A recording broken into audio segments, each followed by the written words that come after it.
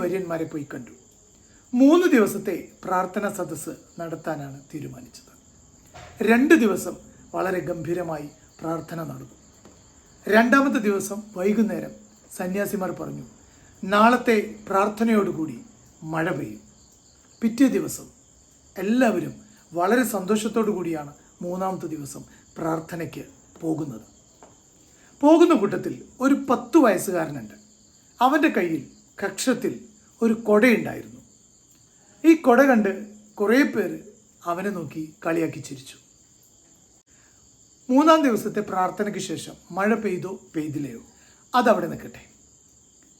2 ദിവസമായി തങ്ങൾ നടത്തിയ ഒരു പ്രാർത്ഥനയുണ്ട്, മഴ പെയ്യാൻ. ആ പ്രാർത്ഥനയ്ക്ക് 3ാമത്തെ ദിവസം ഗുണം കിട്ടുമോ ഫലം കിട്ടുമോ എന്ന് വിശ്വാസമില്ലാതെയാണ് 3ാം ദിവസം എല്ലാ ഗ്രാമവാസികളും പ്രാർത്ഥനാ സദസ്സിന് പോയത്.